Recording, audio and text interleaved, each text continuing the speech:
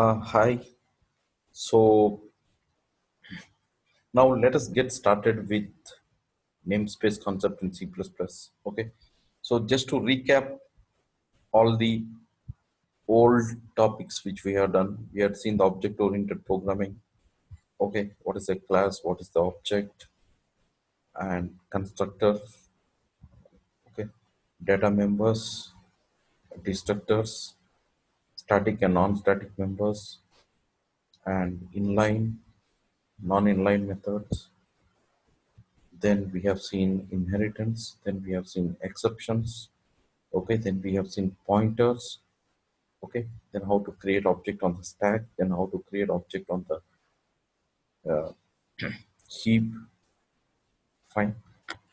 So, and last we covered exception handling, okay, and before that runtime polymorphism, okay, and other OOPS concepts such as object, other OOP concepts such as, okay, method overloading.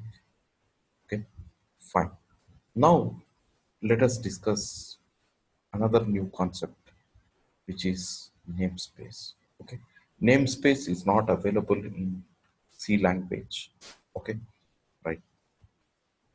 So, what is a namespace means? A namespace bundles, okay,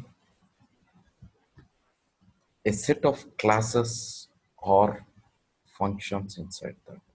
So, what is the advantage? Means what exactly it is at a high level means, let us assume, let us take a huge program, say a online retail shopping company. Okay, say the code is developed in C++. Okay. And there are a number of classes. Say for example, there are 1,000 classes. So generally what happens, these classes are scattered across different source files and their declaration is in the corresponding header files. Okay, but there are some problems there. For example, let us assume you use a class name as product, and there is some other team, maybe which is sitting in some other geographical location, who are using, who are also using a product class for some other purpose. Okay, so when you individually develop it, module separately, that is fine. But when it is integrated, you will get errors, linker errors or compiler errors. Okay, so how we can solve that problem means we can bundle the set of classes into a namespace. Okay, so an entire program or application is divided into a number of namespaces, and each namespace will have a number of classes. Okay, right.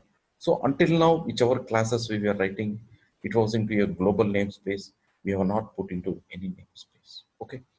So to summarize the advantages of namespace, it improves the modularity of the code.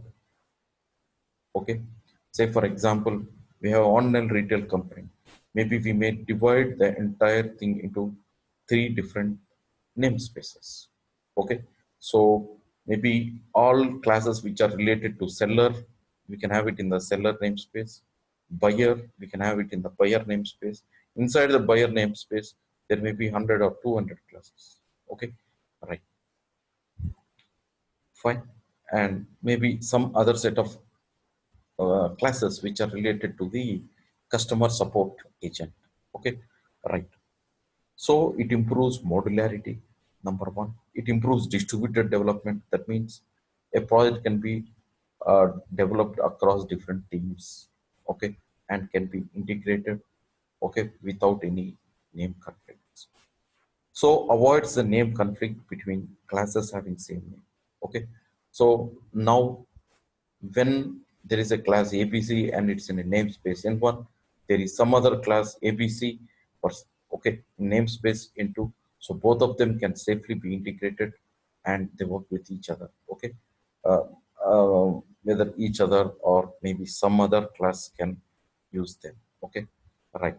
So basically, it will not result in uh, compiler error or linker error. Okay, right. So now the thing is how to create a namespace means we can create a namespace using namespace keyword. There is a keyword namespace. Okay, right. Next, how you can use that namespace. See, we have been using until now we have been using namespace std, okay, in almost each and every program. Okay, so here using is a keyword. Basically it says that we want to use a namespace. So whenever you use a namespace, then you can directly use, okay, which all classes or functions which are available in that namespace. Okay, right. So that is the purpose of namespace. Okay, fine. Now let us see a small example, okay, for namespace. Fine. So here, as usual, we are using namespace std because we are using cout. Okay, right. If you see this method, okay, I have bundled into a namespace and I gave the name of the namespace as APC. Okay, so do not confuse between a class and a namespace. Okay, fine. So right, do not confuse between both. Okay, uh, fine. So okay, the purpose of namespace is altogether different. Okay, right, compared to a class. So here, see, to say the differences, we can create an object of a class but we cannot create an object of namespace. So the purpose of namespace is just to bundle something with a common name. Okay, right, which avoids name collisions, etc. Okay, fine. So if I want to use this met, I have to use ABC. And one more thing is, see, until now we were using this using. Okay. Say that time, what is the alternative means?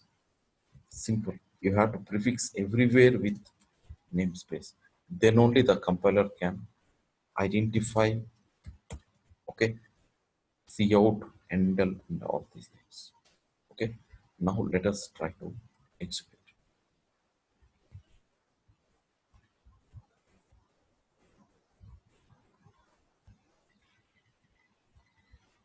Okay. So it's getting executed. Okay, right. But here we may need to specify std a number of times. Okay, so you may avoid that. Okay, right. Now it is not that you have to create namespace in the same file and use it. This namespace, this can be defined in some other file. Okay, and if you want to use this namespace here, just use using namespace APC. Okay, say for example here I use using namespace, okay, std, sorry, using namespace APC. Okay, so I may not need to use ABC at all here. Okay, right. So please, the code which you can see on the video, I'm making a number of changes. Okay, just try to type in this code. Okay, fine, which has different changes, and so that you will get a better insight. Okay, right. So again, it works. So right. So we are creating a namespace. So what can be there in the namespace? It can be a method, there can be a variable, there can be a class. Okay, as told, we can bundle all these things into a. Okay, so let me name this as class AB. No, let me name it as QRS. Okay, inside this, I have a method. Okay, let me make it public. Okay, and let me have a method, okay, with the name QMET. Okay, right. So here I'll write QMET, okay, QMET,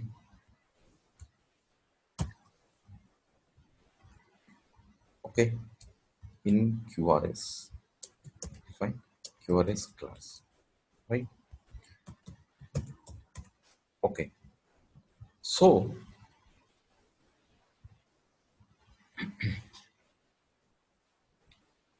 now how we can use this class here, okay, means since we have used using namespace APC, okay, then we can directly use QRS.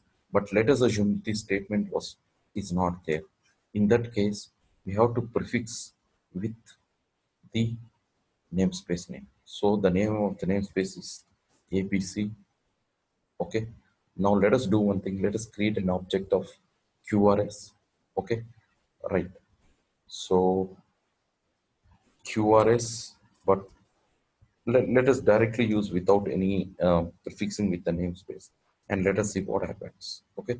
So let us use POBJ, pointer to object, equal to new. Okay, there is no rule that all the classes in the namespace you have to create with only on the heap using the keyboard. There is no such rule. Okay, so I'm just trying to use a new keyboard so that you will get more familiarity with that. Okay, right. So let me say, so as already known, since it is a pointer, we need to use arrow operator to invoke. Okay, QMAT. Okay, so it looks fine. Now let us build it.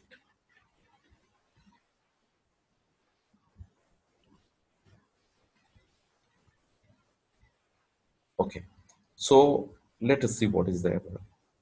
So the error says, okay, POBJ was not declared in the scope. Expected type switcher before QRS. So basically, the QRS is not declared in the scope. Okay, right. So you have to either use using namespace or you have to prefix with APC. Okay, right. Fine. Now let us see how it works.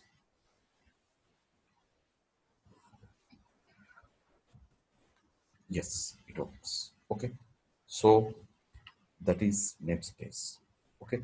And one more thing is the namespaces can be nested. That means one namespace can be other namespace. Say for example, we are talking about online retail, okay, software. Say for example, you have seller as a namespace. Within that, there may be uh, small scale sellers and there may be large scale sellers. Okay, all right. So there are some classes functionality and classes related to small scale. So basically what I'm trying to tell is you can have a namespace. Inside that again you can have a namespace, multiple names. Okay, basically namespaces can be nested. Okay, all right.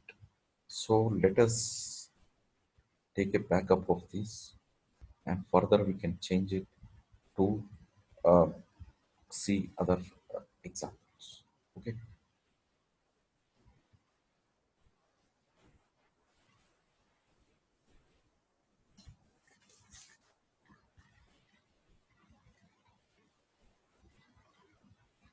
right. So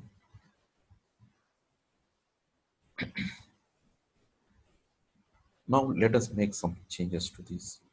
Okay, so one of the change I want to make is, so we may have a doubt like how many classes we can have in a namespace. Okay, you can have any number of classes. Okay, and one more interesting point about the namespace is, okay, it's not that all the content need to be within in a single place. Okay, it can be scattered across different files. Okay, all right. So let me try to do one thing. Into the same namespace, I'll try to put one more class by declaring here. Okay, so I have ABC namespace. Okay, So here it may not be logical because I'm just writing in the same place just two times. Okay. So in a real life, maybe that may be in one source file, this may be in some other source file. Okay. All right. So basically what I'm trying to tell is a single namespace can be scattered across different files. Okay. Right. Now let us have a class here. Okay. And let us name it XYZ. Okay. Right. And let's have public. Okay. Of course, you can have data members, constructor, whatever. Here, as usual, there is no change in that. Okay. Fine. So public and void, I'll say exmet. Okay. Right.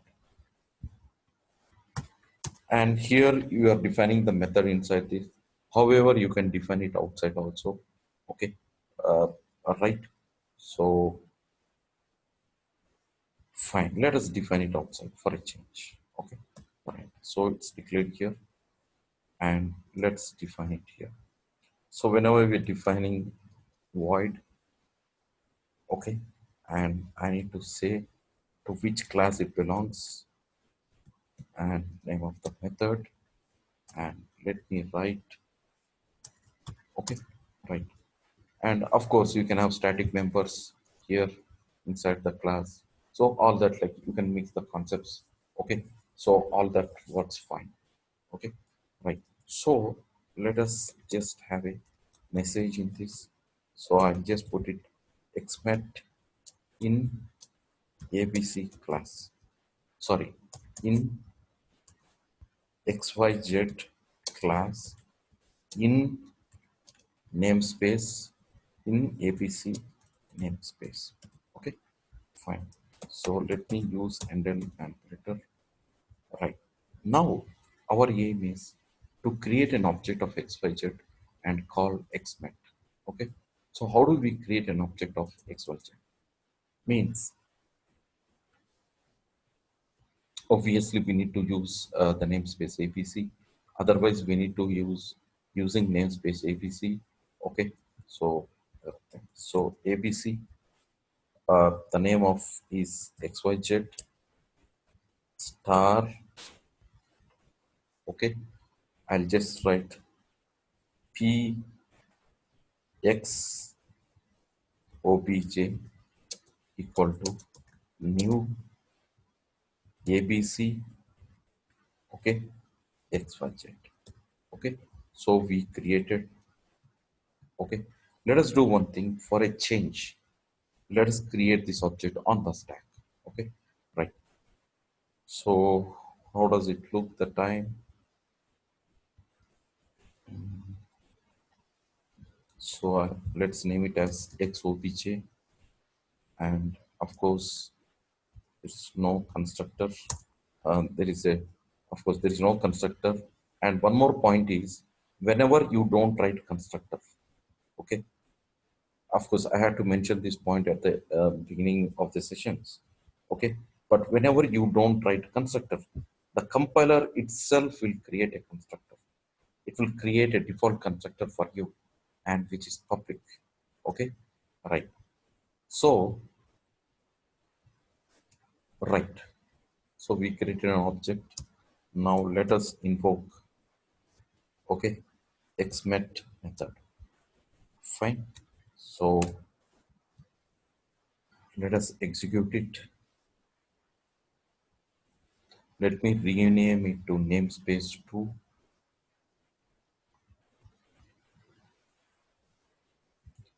Okay.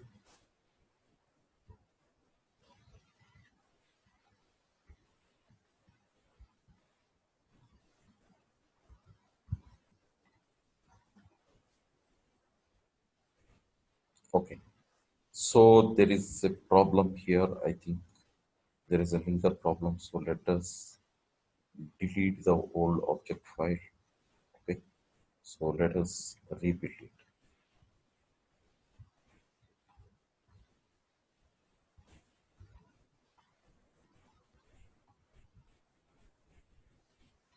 Right. Fine. So it very much invokes XML. Okay, right, fine. Now let's take a backup of this, and maybe we can try. uh,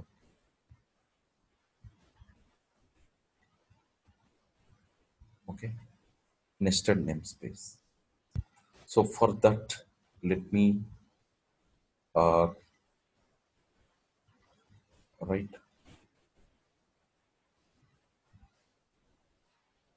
For that, let us have namespace APC as it is, and let us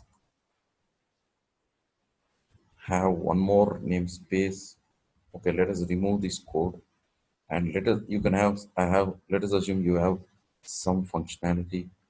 Okay, okay, some classes and methods and right other things.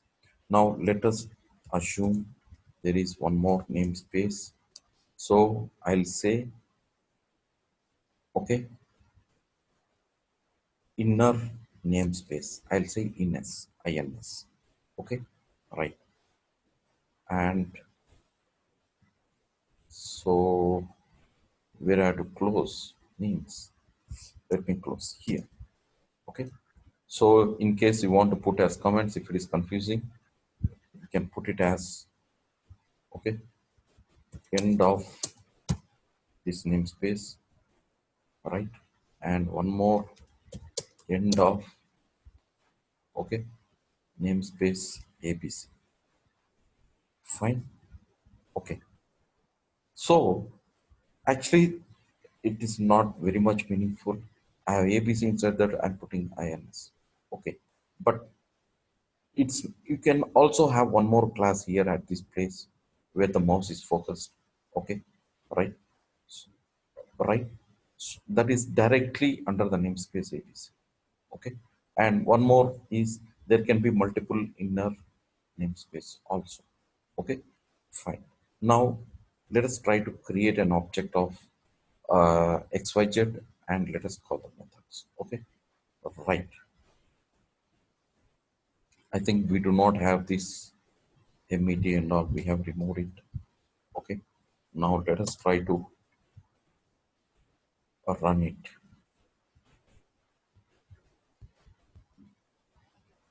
Before we run, I want to rename it to namespace 3. Okay, so I'm just saving all these examples so that you can go back and refer again. Okay, so all these examples will be shared with you, so please mind to make some changes and see, right, how the, right, how the execution works, right. So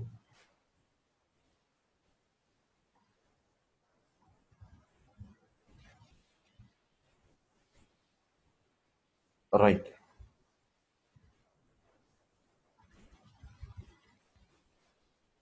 right, so there is a error here.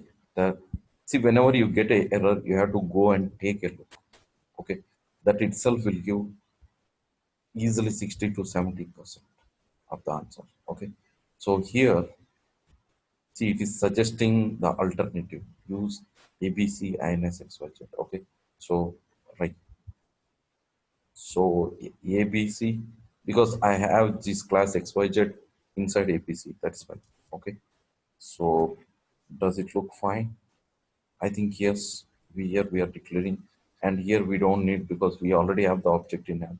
With the object, you can just directly call it. Okay, right.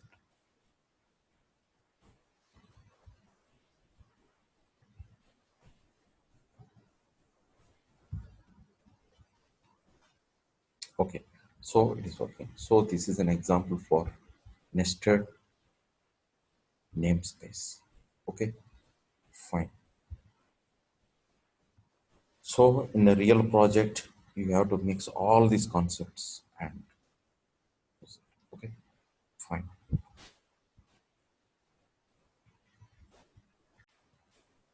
So that is about namespace concept. Okay, right. So you can try different combination. You can have a base class in one namespace, directory class in other namespace. Okay. So in Java, namespace is called as package. Okay. That is the apt name actually. Okay. Because it packages a set of classes into uh, a package. Okay. All right.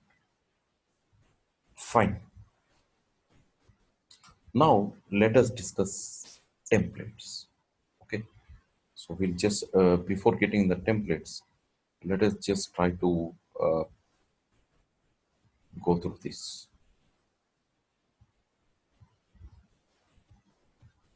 Fine. So defining outside the namespace, extending the namespace. Okay. Right. Nested namespace. We can have a namespace inside another namespace, and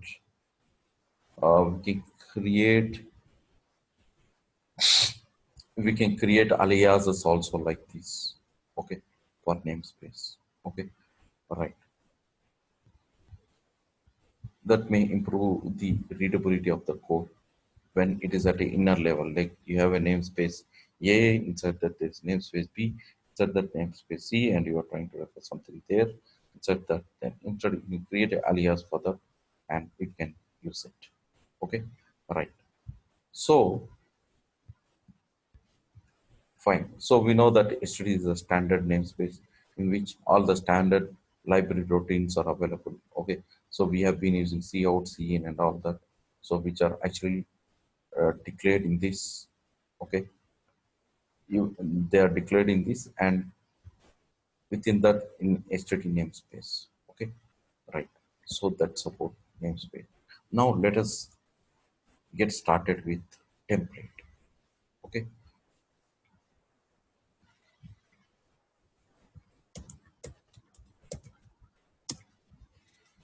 so what is a template? Okay, so let me try to give an example. Okay, uh, and we'll try to understand template concept. Let us assume you have a class.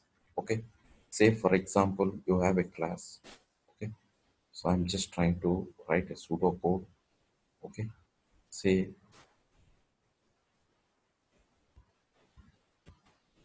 okay, you have a class and say it is related to the sort functionality. Okay, for example, it's related to sort functionality. Okay, or okay, let us take as sort functionality. So in this, let us assume you have multiple methods which perform sorting of the given data type. Say I have array of integers I want to sort it. So I have a method here. Inside that there is an algorithm. Okay, maybe bubble sort or whichever sort. Okay, right. Now the point is, so let us assume the number of lines in this code in this class comes to around say about 20 or 25 source lines of code. Okay, right. Now let us assume you want the similar functionality for a float. So what do we do traditionally? We copy paste the same code and we change the data type to float wherever they occur. Then later on you want to sort for employee objects. Again you have to do copy paste and change the type. So basically there will be multiple copies of it. Okay, so duplication of the code is the biggest enemy. Okay, so object oriented languages tries to control okay duplication of code to a large extent. Okay, so what is the solution for this? Means see here, whenever you write a class, okay, of course inside that there are methods etc, you do not write it for a specific type. Instead write it for a generic type. Okay, and you can use that generic type class with any of the specific type. So how to do it syntactically? So the advantage of templates is it reduces the size of code. Okay. However, in the runtime, the creation of objects, all that, okay, there will be duplication. Okay. So basically, the source code size is less. Okay. We need not copy paste, change the type. Again, copy paste, change the types. Okay. That is not required. Instead, compiler will do for us. Okay. Right. Let us see an example. So to declare a template, we use the keyword template. Okay. Right.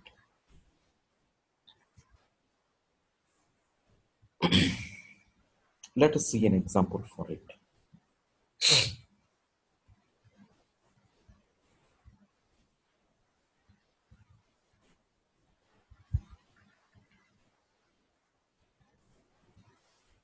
Right.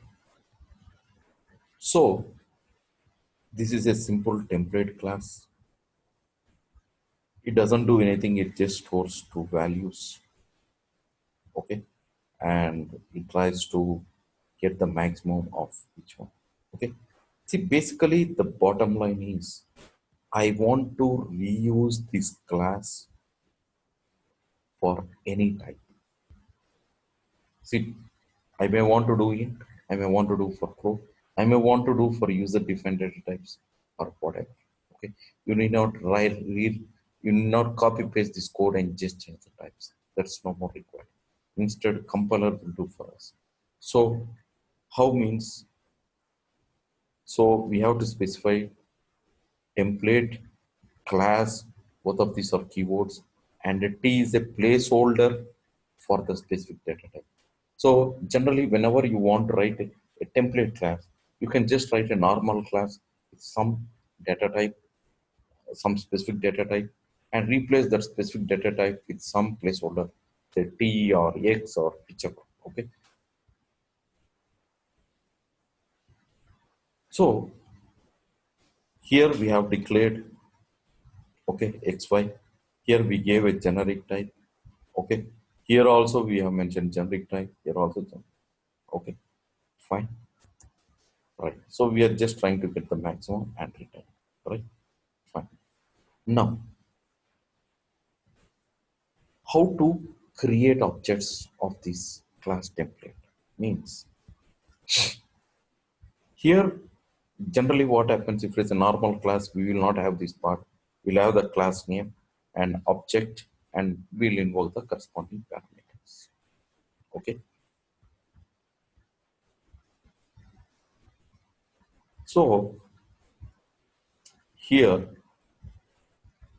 okay, we need to specify the specific data type. Okay. So compiler, what it does by seeing this means it will copy paste the class source code internally and it will replace the type T with it. Okay. Right. Then again, I want it with a float. So I'm doing it with a float. Can you observe here? Okay. Then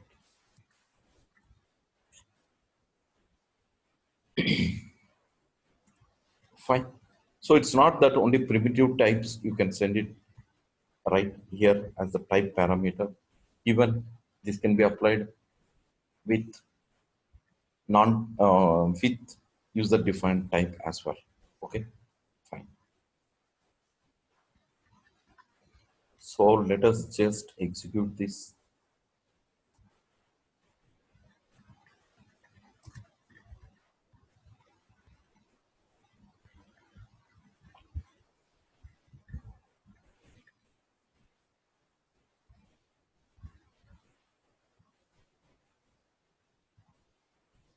Okay,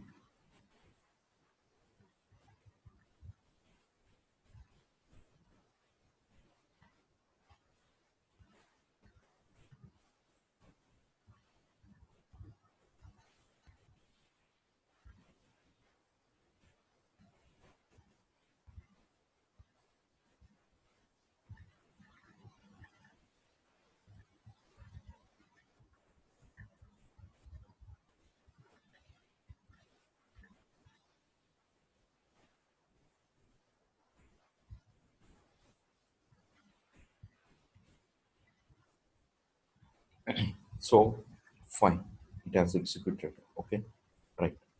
And one more thing, what I want to tell is, see here, there is only one type. There can be even multiple types. Okay, say right. Okay, so instead of T, we can have T1 as one type and T2 as. So let us assume there are two types which are changing. Okay, right. Fine. I would say first get comfortable with one type parameter. It's called one type parameter. Okay, right.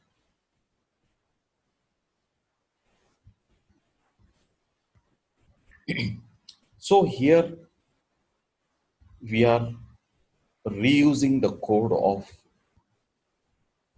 a class in one more way. So if you see in which all ways we can reuse,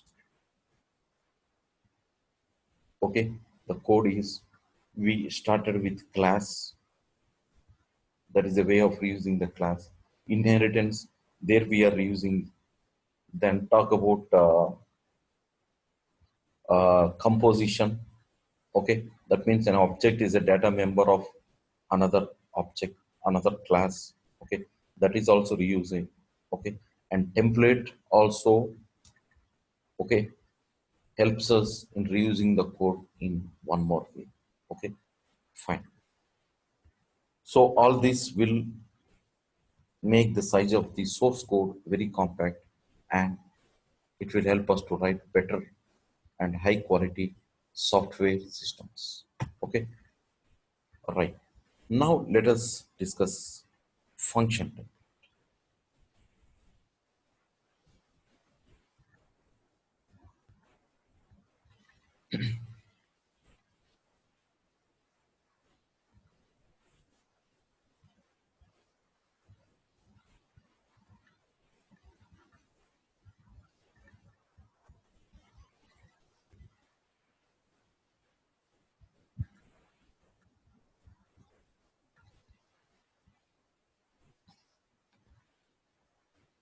Yeah, it's here. Okay, so let us take function template. Okay, so basically in case of class template, so the class will be, okay, a template, and you can create object. In case of function template, okay, it's not the class, it is a single function which is made as a template, and you can invoke it with different parameters. Okay, so compiler will create a copy of that function based on the parameters you invoke. Okay, uh, passed.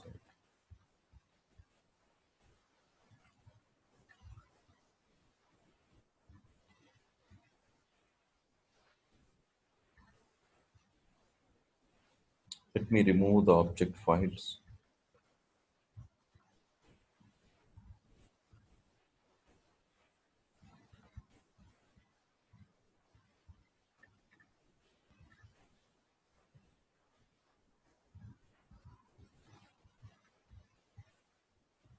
There is a error. Okay, CLR I see. Let me remove it.